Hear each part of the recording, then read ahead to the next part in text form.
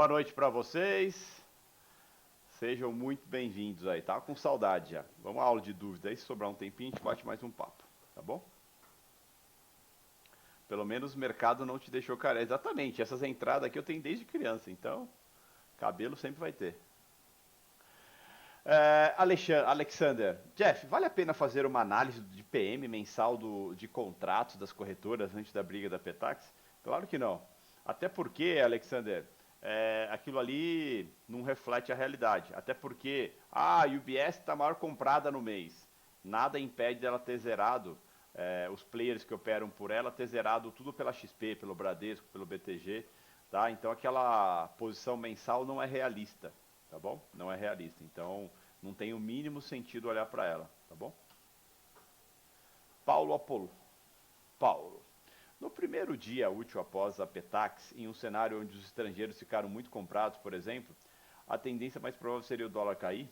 Eu sei que não podemos entrar com viés, mas seria raciocínio mais lógico? Nenhum nem outro, tá, Paulo? Primeiro de tudo, no primeiro dia útil após a Petax, a gente não sabe a posição dos players. Tá? A gente só vai saber a posição no segundo dia útil. Tá? Então a gente não faz a mínima ideia que cenário. E outra, só pela posição, mesmo que a gente tivesse a posição dos caras, só pela posição deles não dá para praticamente fazer nada. Acho que tem outras coisas que envolve a gente entender o cenário, tá? E por isso que o panorama não é só a posição dos estrangeiros, tá, Paulo? Tem uma série de outras coisas aí, então pode tirar essa ideia aí da cabeça, tá bom? Ana. Ana Ru, vamos pra Summit, hein, Ana? Jeff, você comentou que no último dia útil do mês operamos o próximo contrato, ok? Gostaria de saber por que isso acontece e também o motivo de não operarmos o contrato vigente. Então, o que acontece, Ana? Por curiosidade, no próximo vencimento, deixa aberto um TT do contrato antigo e do contrato novo. Você vai perceber que não sai negócio no contrato antigo. Tá? É muito pouca liquidez. A liquidez vai tudo para o contrato novo, porque é o pessoal já se posicionando para o mês no contrato novo, tá bom? É mudança de liquidez. Ah, dá para operar? Dá. Se você tiver paciência, dá. Mas é muito pouca liquidez, não tem sentido, tá bom? Curiosidade, você disse que normalmente seu operacional ocorre durante o período da manhã. O que você faz durante o período da tarde? Estuda o cenário econômico, algo do tipo? Eu estou sempre atento ao que está acontecendo, tá, Ana? Então, na parte da tarde, às vezes eu tiro para fazer, revisar minha tela, às vezes eu tenho reuniões das empresas, às vezes eu sempre estou acompanhando o que está acontecendo, sempre, notícias, essas coisas. A gente tem uma agenda na parte da tarde no cowork, né? Então, tem dia que a gente tem reunião para falar de macroeconomia, tem dia que a gente tem reunião para falar sobre mercado americano, tem dia que a gente tem mentoria, então tem dia que a gente tem o clube de investimento, né? No qual a gente aprende a investir a longo prazo também. Então, assim, é cheia a agenda, é cheia a agenda, tá? Então, por isso que eu falo, quando vocês puderem, conheçam o Cowork, passe pelo menos um mês lá, passem que vocês vão ver que interessante, né? Como abre a visão, como muda as coisas para bastante coisa, tá? Então, praticamente meu dia todo eu passo no escritório, né? Mesmo quando eu não tenho nada à tarde, eu tô revendo tela, eu tô sempre lá, tô sempre lá. Mas nunca operando, tá, né? Nunca operando.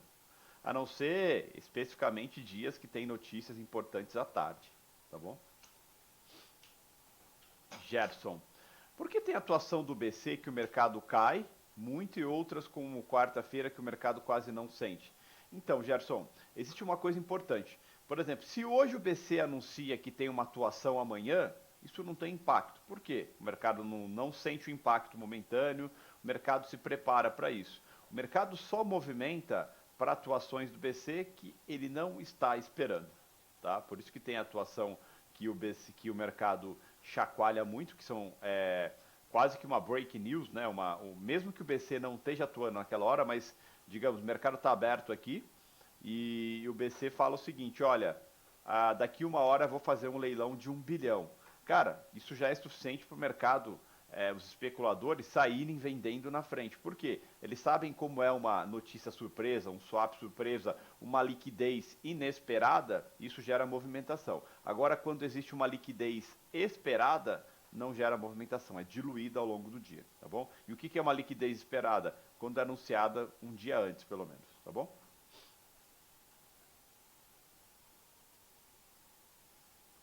Então, aquele dia, na terça-feira passada, quando o dólar bateu 4.200 e o BC entrou atuando, foi uma liquidez inesperada, tá bom? Ele avisou, ó, daqui a pouquinho eu vou fazer um swap. Pronto, isso foi suficiente para chacoalhar o mercado. Quando não tem isso, o mercado, quando é de um dia para o outro, pelo menos, o mercado se prepara para essa liquidez, tá bom?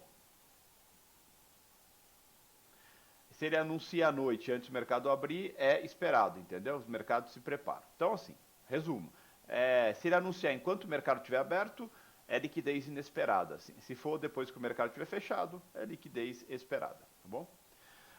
Gerson, há ciclos de mercado. Quando estiver mais maduro, experiente, você aconselha em mercados mais voláteis, aumentar a meta, em mercados com menos vol, reduzir as metas?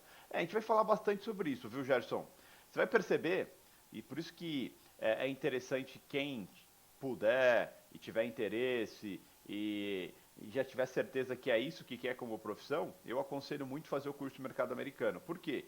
Você vai trabalhar com extremos, mercados muito voláteis e mercados poucos voláteis, tá? Então isso acaba fazendo uma grande diferença. Porque assim, o dólar até é volátil, até você conhecer o mercado volátil de verdade, que é um S&P da vida, que é um petróleo, tá? E aí você vai as coisas como as coisas mudam absurdamente de patamar, tá bom? Josué, olha o tamanho da pergunta.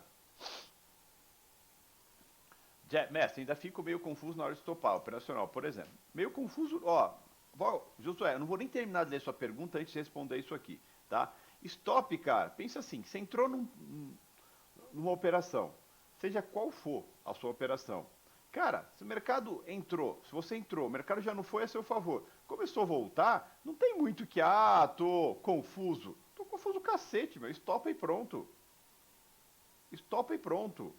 Até porque, Josué, pensa assim, você nem sabe ainda, de fato, determinar assim os motivadores exatos. Ó, entrei por isso, por isso, por isso, por isso que eu confio na operação. Você ainda está no achômetro, tá? A aula de quarta-feira, ela vai abrir muito a cabeça quanto a isso, tá? A gente vai dar os porquês, principalmente começando pelos bolas e outras coisas, tá? Então, eu acho que é bem importante nesse momento você ter simplesmente o discernimento do que, Josué? Entrou, não foi a favor, começou a voltar contra, não espera, devolve. Devolve e fica pronto para a próxima operação, tá bom? Então, e a sua pergunta como envolve bola, ponto de entrada, eu não vou, não cabe aqui, tá bom? Então, o conselho agora é, simplesmente, entrou na operação, Josué, mercado não foi a favor, não estou nem perguntando por que você entrou na operação, mas se o mercado não foi a favor, né? Ou seja, ninguém entrou com você, você não teve parceiro, e começarem a entrar contra a sua posição, cara, tchau, tá bom? Clique em zerar e vamos esperar a próxima oportunidade, tá bom, Josué? E o restante da sua pergunta, na aula de quarta-feira, você vai ter sua resposta. Tiago, Latos, boa noite, campeão. Opa, boa noite. Primeira questão, segurar do 7,5 até o 9 e assim fazer um ponto e meio é super difícil e a gente tem que sair antes de medo de segurar e acabar perdendo mais. Ok? Agora, se o preço vem contra, sai do 7,5, vai para o 6, parece um pouco, parece pouco, parece que dá para segurar um pouco mais. É verdade. É verdade. A gente sempre é corajoso quando vem contra, né? Porque a gente não quer aceitar perder. Parece pouco, né? Agora, a favor, parece uma eternidade, né?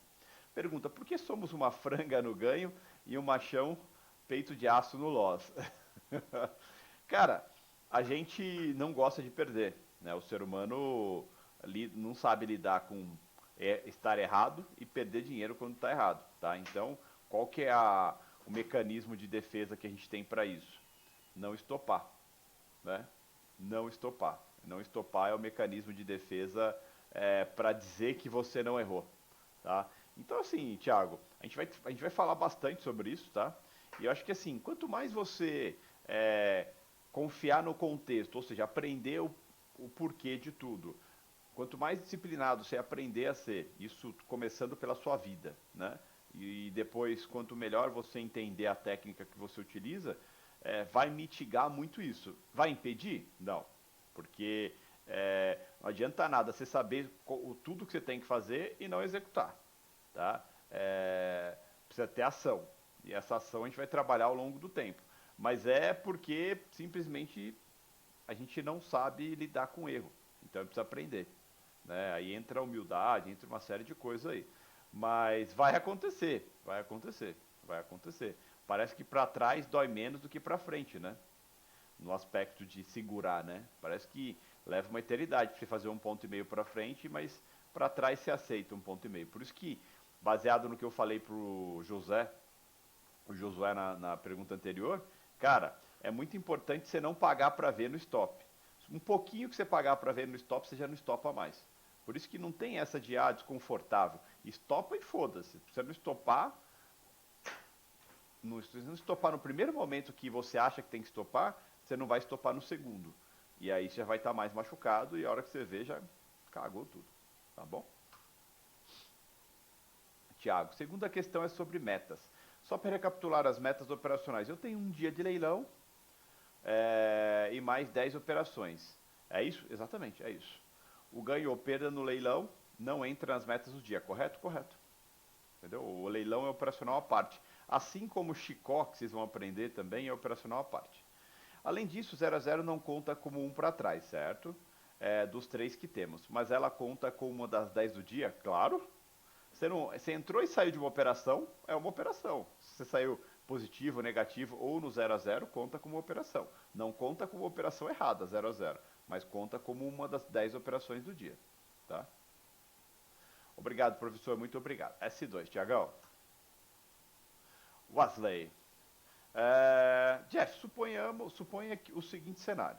Tomo 2 stops de 3,5 de perda, ok? As próximas operações são de gain. Nesse caso, o limite de 10 operações, considero também os... Claro, operação, igual eu comentei para o Thiago. 0 a 0 é operação, stop é operação, ganho é operação, cara. Vai comendo. Lembra, as balas? Cara, você foi atirar no urso, atirou na árvore. Puta, 0 a 0, meu.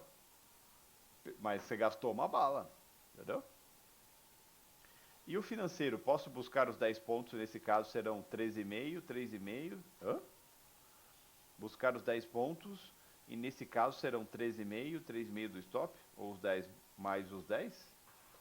Não, cara, pensa assim, sua meta é 10. Se você ficou para trás, depois demorou para ficar para... Não importa, sua meta para frente é 10, para trás é 7, ok? Então, não tem cálculo, não tem cálculo, é 7 e 10. Eu estava 3 para frente e terminei 7 para trás. Bom, você continua terminando no seu limite. Só que você perdeu mais, porque você ganhou para depois perder. Mas o mais do que pensar, se você quiser considerar assim, pode. Mas eu ainda acho interessante considerar, nesse momento que vocês estão vivendo de aprendizado, eu acho interessante considerar o quanto você pode perder e o quanto você pode ganhar. Independente de quanto você já ficou para frente e quanto você ficou para trás, tá bom? O X é 10 de ganho, 7 de stop. Pronto. Diego. Jeff, na questão do stop, acha válido usar ordem oco para ir disciplinando a mente e estopar? Eu não uso, mas estou treinando estopar na mão, porém às vezes demora a aceitar o stop. Olha, Diego, eu acho interessante colocar o oco no stop máximo, tá? Se você cair muito em pitch ou hesitar muito estopar, você vai estopar com os 3 pontos, tá? Mas eu gosto de estopar na mão. Acho que vocês me acompanham aí, eu sempre estopo na mão. Eu acho muito importante estopar na mão, tá? Aprender isso, a responsabilidade tem que estar sempre na nossa mão. Quando a gente terceiriza responsabilidade, cara, geralmente a gente liga o foda-se muito rápido. Bom, stop tá ali, meu, se der errado, foda-se, entendeu? E não é assim, não é assim. Nossa. Carlos. Jefferson, primeiramente parabéns por todo o seu trabalho no curso, acompanhamento, panorama e principalmente com as pessoas. Nunca imaginei poder ter a experiência que estou tendo. Gratidão. S2, César. César não, desculpa, Carlos. Agora vamos às perguntas. Você tem uma média de tempo por operação? Cara, tem. Por incrível que pareça, tem. Eu não comento muito isso, Mas primeiro de tudo, nenhuma operação minha eu aceito que dure mais de um minuto, tá? Então, assim, para mim, operação de um minuto é tortura. A não ser que eu esteja trabalhando o mercado, tudo. Mas aí, com certeza, se eu estou trabalhando no mercado é porque eu estou confortável, tá? Ou a operação está a meu favor. Aí dura bastante, tá? Mas essas operações padrões, cara, tem que durar menos que um minuto. Passou de um minuto, você pode estopar, porque tem alguma coisa errada, tá? Deveria colocar isso no plano de trade? Ainda não, porque você está num momento que ainda você precisa viver algumas coisas. Mas você vai ver que eu vou falar bastante isso ao longo do curso. Tirando e analisando meus relatórios, o loss vem em operações longas, às vezes em um minuto, e os gains em segundos. Existe alguma métrica legal para isso? Então, não tem uma métrica exata, mas assim, você vai perceber muito isso mesmo. Operação que passou de um minuto são as perdedoras. Geralmente, pode pegar todas as operações que mais você perdeu dinheiro, geralmente elas levaram mais que um minuto. E as que você ganhou mais dinheiro foi menos de um minuto. Isso já fala muita coisa, né? Entendeu? Isso já fala muita coisa. Por isso que eu entro, pego o meu e saio rápido, cara. Isso é padrão. Em relação à questão de meta, podemos usar uma meta também semanal ou mensal? Pergunto isso por intuito de tirar a pressão de sempre sair no positivo, mesmo sabendo que depende da mentalidade do contexto do dia. Então, Carlos, cara, por enquanto, a gente vamos trabalhar bem no objetivo do diário. A hora que a gente trocar de lote, né, a hora que a gente aumentar a lote, porque assim, você vai perceber que assim, com um lotinho, poucas vezes você vai chegar no seu ganho, na sua meta de ganho. Porque é difícil, é bem difícil. E a ideia é que seja difícil. Só que nesse meio tempo você está vivendo o mercado, tá? Então essa é a intenção. Tem todo o metajogo, uma estratégia minha por trás disso, tá? Então relaxe enquanto a isso. E você vai perceber que quando você mudar de um para 2, muda tudo. Parece que tudo fica mais palpável, tá? Então tudo tem um porquê, tá? Então, por isso que eu falo para vocês, sejam pacientes. Cara, não sei que cursinho vocês fizeram na vida, mas isso aqui é um curso longo, é um curso de 3 meses. E é ao vivo. Eu acho que dificilmente vocês vão achar outro curso aí no mercado de 3 meses com aulas ao vivo, né? Então, por quê? Tem um porquê. Eu pensei em cada aula, porquê. Enfim, então por isso que eu falo, sejam pacientes, tá bom?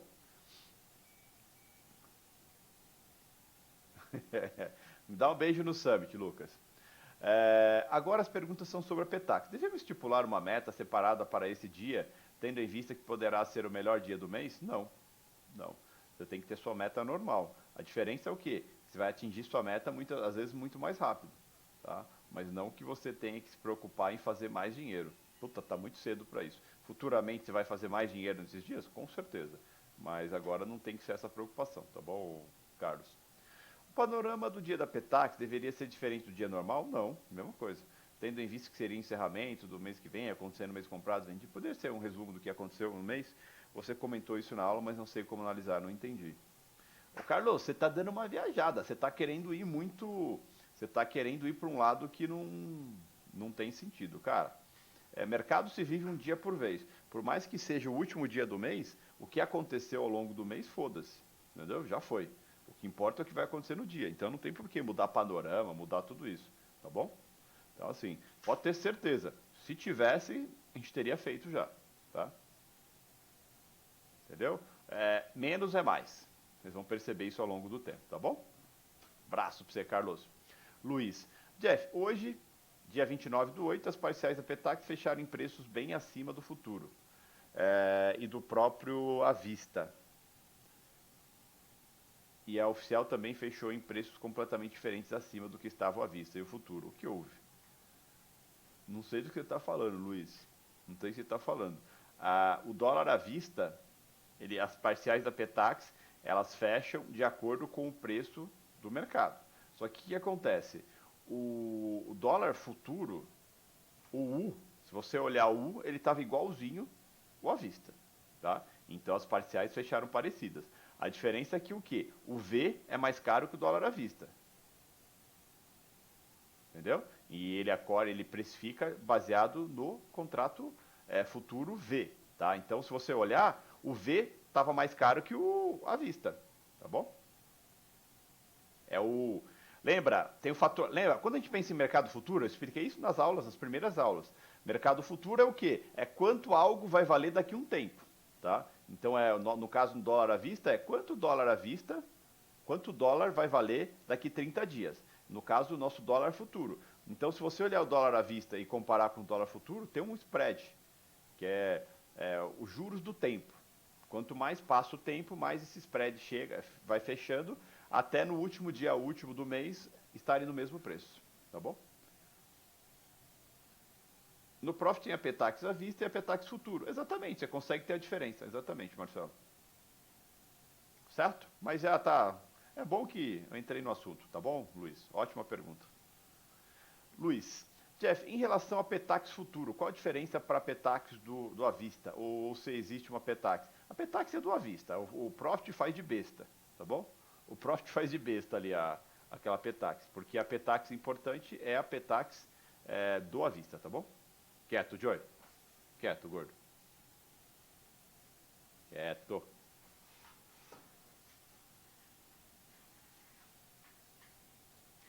Thaís. Thaís, você é parente do Casagrande? Ou não? É comum esse sobrenome? Não é, né? É um sobrenome importante, né? Latos, sobre a utilização do stop, principalmente para evitar o maior perda dos momentos de mercado vir contra a operação de forma repentina ou os famosos socos.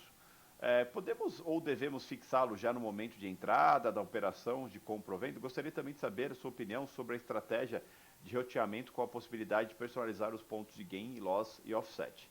O que acontece, Thaís? Como eu comentei hoje já, numa das perguntas, eu acho importante você ter atitude própria, tá?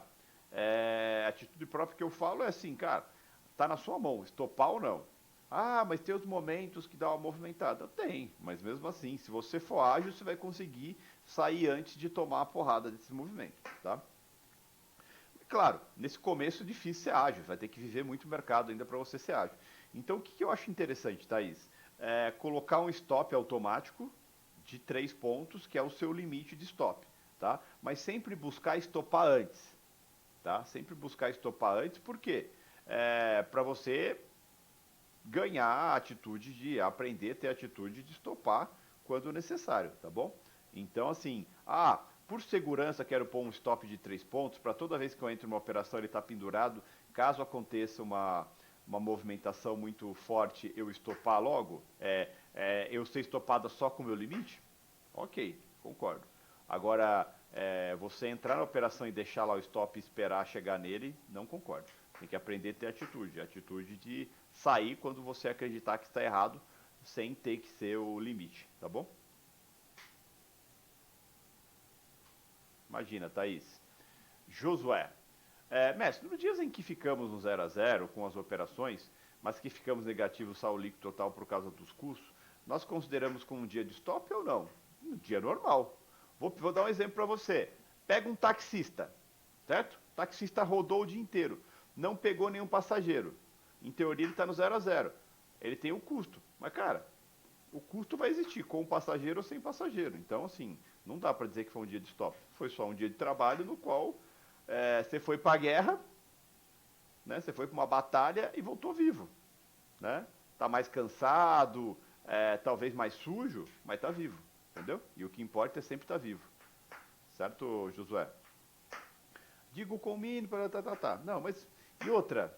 Cara, vocês estão se preocupados com a coisa errada, ô Josué. Dane-se os custos agora, cara. Você pode ter certeza, assim, quando você se tornar um profissional do mercado financeiro, cara, o custo não vai ser um problema. 20% de imposto não vai ser um problema, tá? Então, assim, relaxa. Está preocupado com a coisa errada.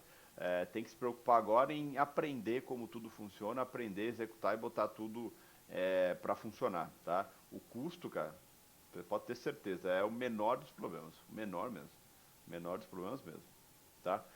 Talvez seja diferente em contratos ou no cheio, pois os custos podem ser mais expressivos e devemos considerar o stop. Obrigado, tá? Então, assim, mais uma vez, Josué, desencana, tá bom? Tem coisas mais importantes para se preocupar. Imagina eu se eu fosse me preocupar com custo, né? É a mesma coisa, cara, você se preocupar com custo agora, Josué, é a mesma coisa o cara que já teve grandes perdas no mercado e sempre quando ele entra no mercado ele lembra do que ele perdeu, não do que ele pode ganhar. Entendeu? É a mesma coisa. Sacou? Tá? Então foca no processo. O custo é o menor dos problemas. Já arranjei aqui uma cadeira da Brahma. Eu já operei a cadeira da Brahma, meu. Matheus. Vamos lá. Fala, mestre. A Petax, importante para nós, é recolhida no último dia do mês, independente do dia da semana, certo? Sim, a última dia do isso. Podendo ser na quarta-feira, por exemplo, sendo assim, o primeiro dia útil do próximo mês começa a ser contado a primeira semana? Sim, sim. Considerando no caso quinta e sexta como a primeira semana, esperando que a partir da segunda-feira seja uma semana mais fraca? Sim. Dois, se for pertinente, visto que estamos falando de último dia do mês, poderia falar um pouco sobre a rolagem? Como é operada? Não, não é o momento. Você comentou que geralmente o fator que determina o vencedor da briga da Petax é a macroeconomia. Os players buscam olhar para um cenário de mais longo prazo, nesse caso, ou olhando e reagindo. Não, eles estão olhando para o dia. Tá bom, Matheus? Eles estão olhando para o que pode refletir no dia para ver se eles podem forçar o mercado sem justamente serem, de certa forma, até culpados aí de estarem manipulando o mercado sem motivo. Tá bom? Forçando o mercado para algum lado. Tá? Ou ainda depende da estratégia de cada player em relação às ações nesse sentido, tá? Então lembra que assim, é relacionado ao macro, mas do dia. Você pega sexta-feira, tinha motivos para cair ou para subir? Enquanto estava no movimento de Petax, tinha mais motivos para cair, entendeu? O dólar. Justamente por dados vindos bons da China, expectativa positiva com a guerra comercial, tá? Então isso que você tem que levar em consideração, tá bom? Certo, Matheusão? Enquanto a rolagem a gente vai falar bastante ainda, tá? Mas só para matar sua curiosidade rapidamente, é um contrato, tá bom? É um contrato que chama DR1. Lá pro dia 15, 20 do mês, dá uma olhada nele. Mas a gente vai falar bastante sobre isso, tá bom? Fábio Barbosa. Latos, gostaria de entender melhor a troca de contratos no último dia do mês. Por exemplo, contrato do AU ou WDOU, os players posicionados durante toda a vigência desse contrato devem desfazer de todo o lote U no final do mês para iniciar um novo contrato com a letra V. Essas posições não são carregadas automaticamente para o contrato. Primeiro de tudo, não é que devem. Eu já falei sobre isso, hein? Vocês têm que prestar atenção, hein, meu? Não é que devem. Ele tem duas opções. Ele pode rolar, que é, ou seja, atuar nesse contrato que eu acabei de comentar, que é o DR1. Digamos que ele acredita que vai continuar subindo. Ele está comprado, ele não quer zerar nesse contrato agora. Ele quer continuar comprado. Então ele vai comprar esse próximo contrato que é o DR1, certo? Caso ele decida continuar comprado nesse atual contrato até o último dia, automaticamente às 13 ele vai ser zerado pela bolsa. Cara, eu falei detalhadamente isso na última aula. Por isso que eu falo, revejam as aulas, porque sempre vai ter detalhezinho que tá lá na aula, tá? Sempre tá na aula. Suas aulas são sensacionais. Forte abraço. Obrigado, Fabião. Então, assim, reveja. Sempre que vocês reverem as aulas, sempre vai ter uma coisinha nova, tá? Acho que não travou não, meu. O meu tá ok aqui. Tá? Mas no finalzinho da aula, quando eu falo sobre Petax, eu dou todos esses detalhezinhos, tá, Fabião? Então, por isso que sempre rever é legal. Fala, Jeff, tudo bem? Marcelão. Tudo bem? Duas dúvidas. ADP. Vi que essa semana saiu ADP na quinta-feira e não na quarta. Isso ocorre devido ao feriado. Você respondeu já a pergunta, tá? Sempre quando tem um feriado antes do ADP, ele é jogado por um dia depois, tá bom? Então é quinta-feira. Petax. Já que a Petax é importante no último dia do mês, devido ao conflito de interesse pelo encerramento dos contratos, olhar para a posição das corretoras no mês avaliando o perfil de cada uma estrangeiro, nada, não ajuda em nada, até porque você não sabe quem é quem, tá bom? Como eu comentei, você não sabe se o cara já zerou aquela posição por outras pontas e você nunca vai conseguir afirmar, essa corretora é gringo, essa é corretora, você não sabe. Eles atuam por todas, tá bom?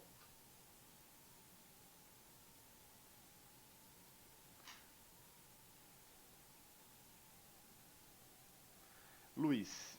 Lato, gostaria de deixar claro a mentalidade que devemos ter sobre o simulador. No meu caso, a partir de certo ponto, sempre operei no simulador com um contrato, com uma estratégia de tempo read, com a disciplina que não fosse real, com um plano de trade. Estratégia que fui adaptando conforme aprendi as coisas durante o curso. Mas desde que comecei a operar assim no simulador consigo sentir a dificuldade de obter resultados. Por mais que o financeiro não esteja envolvido, ainda sinto frustração em não atingir os objetivos ou resultados predominantes positivos. a maioria dos dias negativos. Isso devido ao fato que me sinto que ainda não estou bom o suficiente para operar na real. Mesmo as condições devemos operar na real desde o começo, obrigado. Então, nesse momento não tem que estar na real mesmo não, Luiz. Tem que estar no simulador. Segundo ponto aí, cara, muito cedo para você estar falando essas coisas de frustração, isso, aquilo. Você devia estar vibrando, porque cada dia você está aprendendo uma coisa nova e isso está cada dia fazendo você se tornar um pouco melhor, cara. Então, assim, tá com o pensamento bem errado, viu, Luiz? Tá com as expectativas bem desalinhadas aí com o que deveria. Nesse momento, desculpa, vocês deveriam estar com tesão da vida. Você fala, caralho, que da hora, tô aprendi isso, aprendi aquilo, tô enxergando isso, tô enxergando aquilo. Cara, foda-se se você tá fazendo dinheiro, se você tá perdendo dinheiro, né, no simulador, sabe? O importante é assim, cada dia você tá com um degrauzinho a mais na escada, cada dia você tá aprendendo uma coisa nova. É meio absurdo vocês quererem tirar algum resultado agora, tá bom? É meio absurdo isso, é muita prepotência, na minha opinião. De certo modo, vocês acharem que mal aprenderam alguma coisa, vocês vão começar a já ter resultado. Até pode ter um ou outro resultado, mas, cara, vocês são cru pra caramba ainda. Vocês têm um caminhão de vida para aprender dentro do mercado, tá? Então isso é bem importante, tá? Então, a paciência, por isso que eu falo, a paciência é uma das coisas mais importantes que vocês devem ter. Não aprendeu a ter paciência, a frustração toma conta, tá? E aí a frustração toma conta, meu amigo, não tem resultado, não tem... Aí vira uma bola de neve, tá?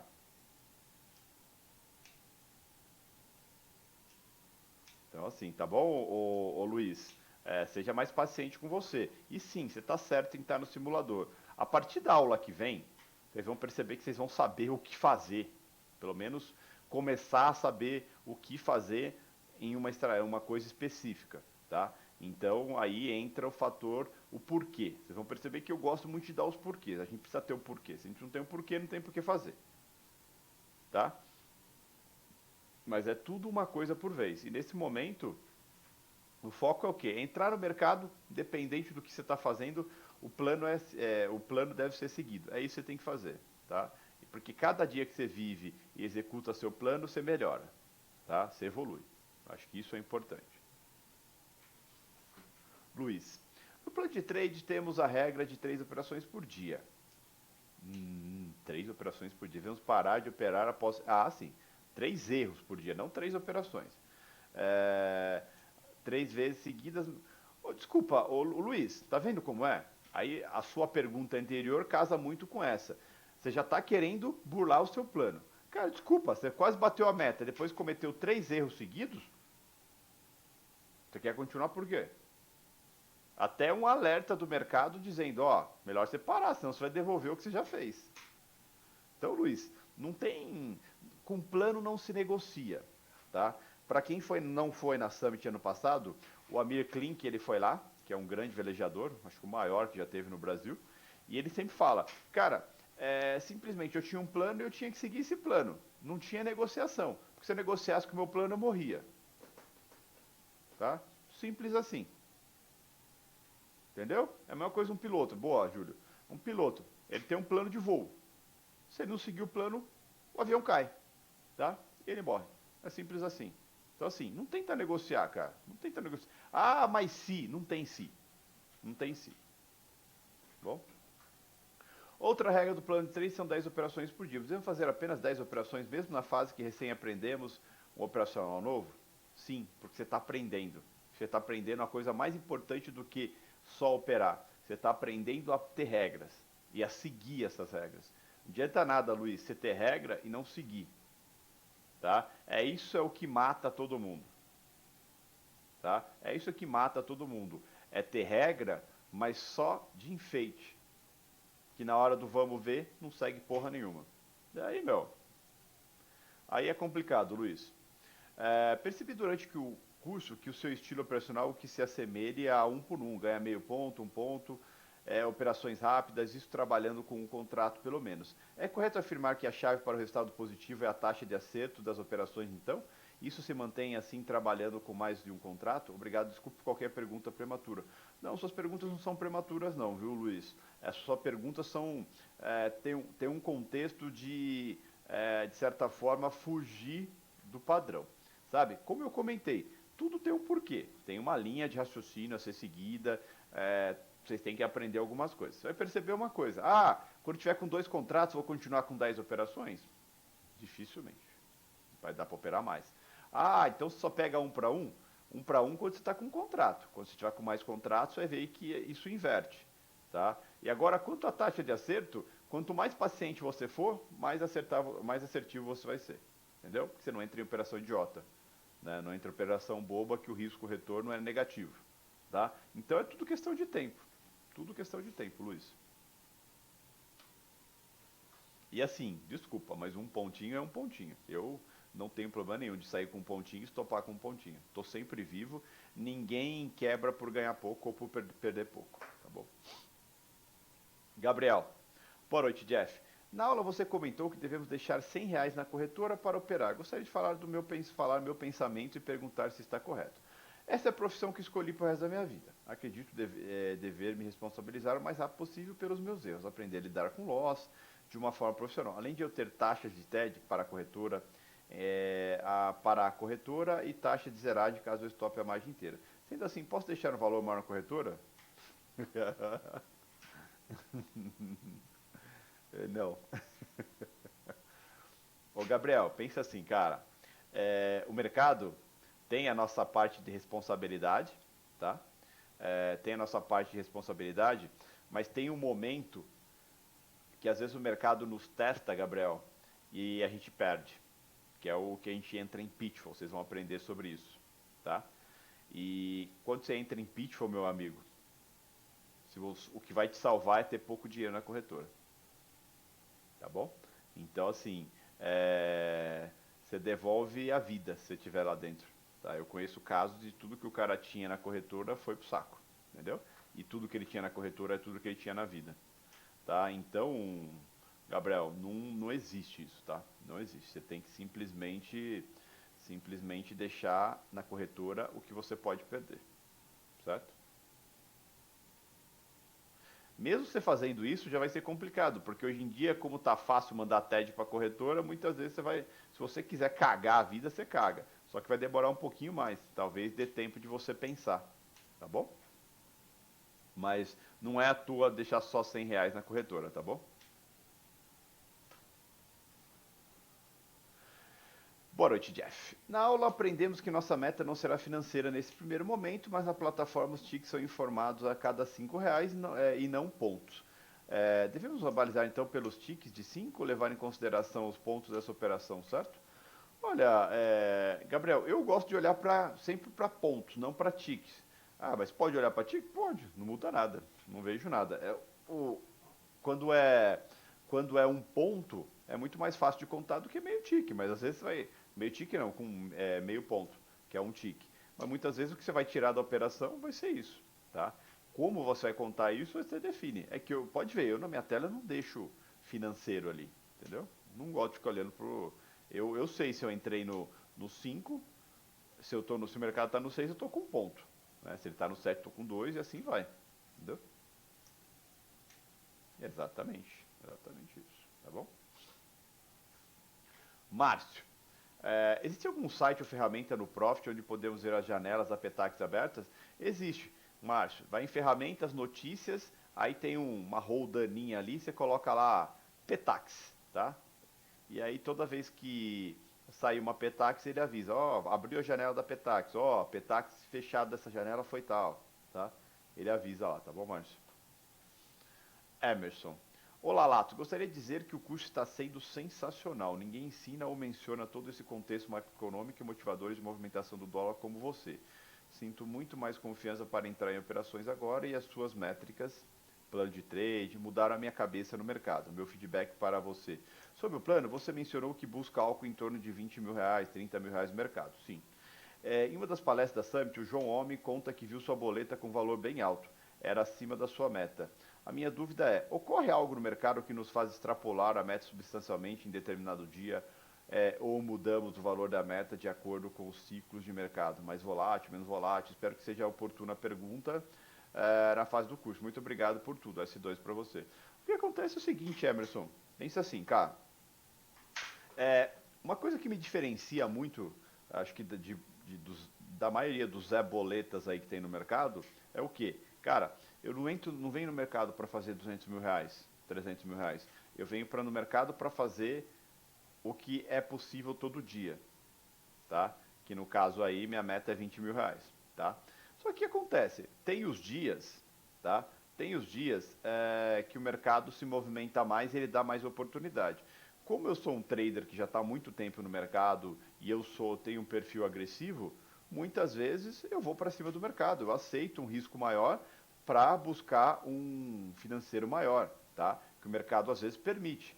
É todo dia que dá isso? Não. Às vezes é uma vez no mês, às vezes é duas vezes no mês, ou às vezes é nenhuma vez no mês, entendeu? Então, você vai perceber o seguinte, Emerson, quanto mais você for de mercado, quanto mais experiência você tiver de mercado, você vai saber que vai ter o dia que você pode ir para cima com violência do mercado para tirar dinheiro dele, e tem o dia que é o papai e mamãe, é o básico, entendeu? Você vai fazer o padrão, o que der, deu, tá? Minha meta é 20, tem dia que eu saio com 5, entendeu?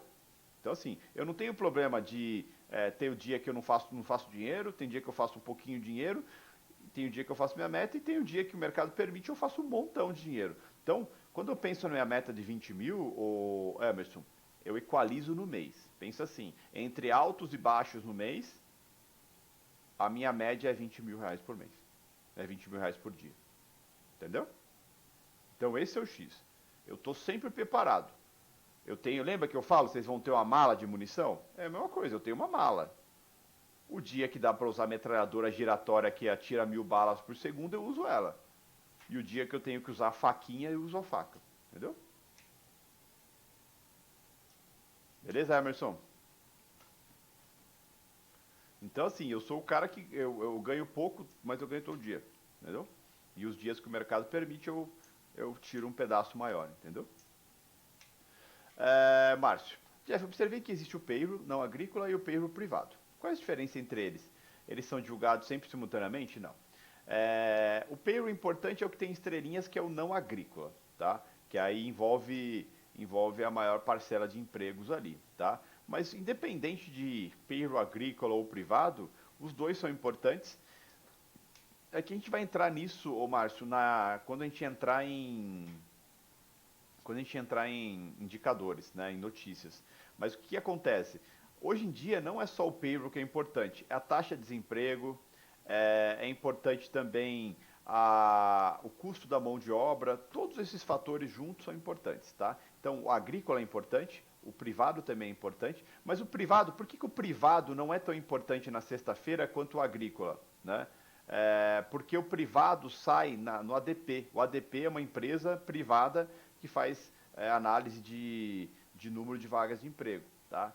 Então, que sai toda quarta-feira, que no caso nessa semana sai na quinta, porque é feriado hoje nos Estados Unidos, tá? Mas na sexta-feira não é só o payroll que é importante, tá? É dados de desemprego e também custo de mão de obra, é importante, tá bom? É tudo somado. Olhar para um dado sozinho não vale nada, tá bom, Márcio?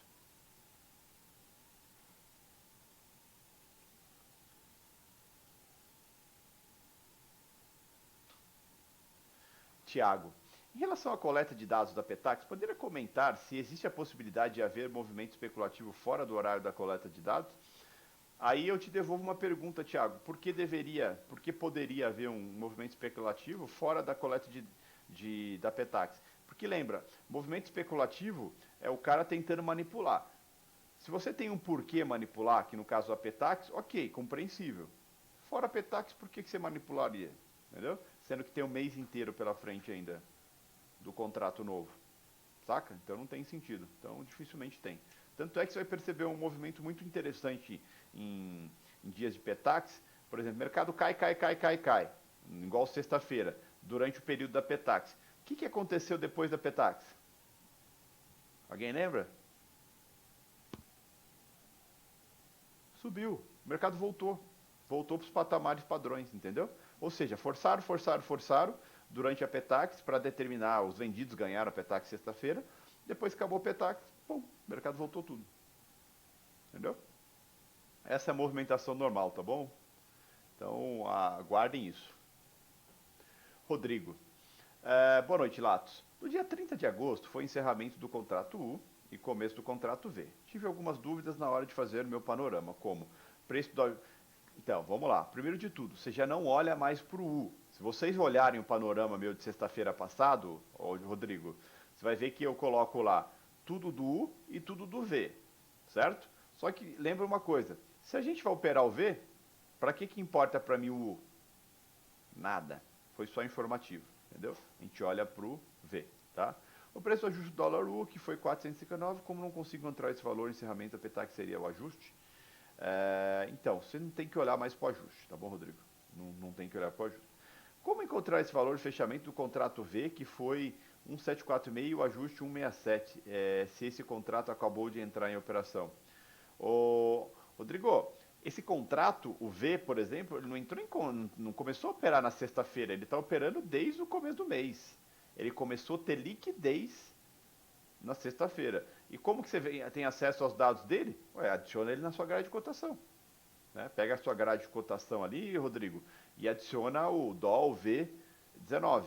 Né? Logo antes do mercado abrir, a hora que você vai fazer o panorama. Você vai ter os mesmos dados que você tem do U, só que envolvidos no V. Tá? Então é só uma questão de adicionar ali. Pega hoje, já temos o contrato do mês seguinte, tá? Do mês que vem. Você pode ir lá na sua grade de cotação e colocar lá, que eu nem lembro qual que é a letra, mas você pode colocar lá, só que não tem negócio. Mas todo dia ele tem um fechamento, tem uma abertura e tem um ajuste, tá bom?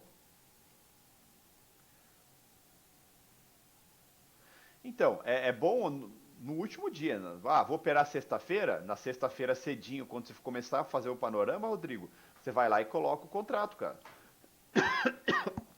Hoje eu vou começar a operar o V. Então, deixa eu colocar o V para pegar os dados do V. Mas na dúvida, olha o meu panorama. Você está no canal do panorama, não tá? Dá uma olhada lá, que aí você compara, entendeu? Mas tá sempre lá sim, tá? Quem não está no panorama, esteja lá com a gente. Rodrigo, boa noite, Latos. Sei que você já mencionou sobre o índice S&P 500 VIX, ok? Mas como havia mencionado a você, colocaria essa dúvida na planilha. Tem como esclarecer algumas dúvidas? Esse é o índice do medo. Acima de 10% mostra que o mundo está com medo? Mostra, exatamente. Mostra que existe uma preocupação com as cotações. Cotação é ótimo, com as cotações. Pensa assim, o índice VIX, tá? Ele é um índice que mede os papéis de risco, tá? Então, alguns contratos de risco, risco país, entre outras coisas, títulos, ele mede e faz uma média disso e plota isso, tá? Então, quando esses riscos estão subindo, é quando o VIX sobe também. Então, ou seja, a alta do VIX é a alta do risco. Né? Então, consequentemente, é o medo. E acima de 10% é quando ele começa a ser expressivo. Abaixo de que nível demonstra tranquilidade? Abaixo de 5%. O VIX cai subindo 2%, 3%, normal. Nada de novo. Em que nível demonstra estabilidade? 0 a 0 ou qualquer coisa negativa. Tá? Quanto mais negativo o VIX, melhor tá? Obrigado pelos esclarecimentos. Só que uma coisa importante, tá, Rodrigão? Esquece VIX, cara. Esquece VIX. Até porque você vai perceber no S&P 500. É que você nunca operou S&P 500, nunca conviveu com isso, tá? Mas se um dia, caso venha fazer o MA ou qualquer coisa do gênero e você começar a operar o S&P 500, você vai perceber que ele é o termômetro de tudo. Você percebe se está dando merda no mundo? Nele, tá? Ele é o termômetro do mundo, tá? Então sempre o S&P 500 vai estar sempre à frente do VIX, do Dow Jones, do Nasdaq, qualquer coisa que esteja acontecendo de risco no mundo, tá bom? Não é à toa que ele é o ativo mais líquido do mundo, tá bom, Rodrigão? Certo? E assim, não sei se vai fazer o MA, você pretende, você vai perceber que a gente aprofunda nisso. Justamente aí você vai conseguir entender a clareza das coisas aí, certo? Pô, gostei, pergunta pra caramba. Muito legal, muito legal. Foram aí quase 30 perguntas e perguntas muito boas, viu? Não teve nenhuma pergunta ruim, né? Muito boas mesmo. Continuem assim, continue assim. Sinal que a aula está sendo interessante e os conteúdos mais ainda, né, pessoal? E vocês vão ver de quarta-feira. Quarta-feira vai ser animal também. Animal. Certo? Beijo pra vocês. Bom descanso. Amanhã tem mais. Tá bom? Tá? Amanhã tem mais. Certo?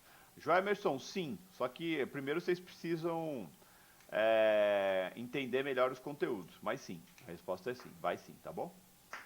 Beijo pra vocês. Amanhã tamo junto. Amanhã não tem feriado, então vamos que vamos. E amanhã, como o dólar fechou bem alto hoje, tende a ser bem interessante. Vamos ver. Beijo pra vocês. Até amanhã, pessoal. Beijo.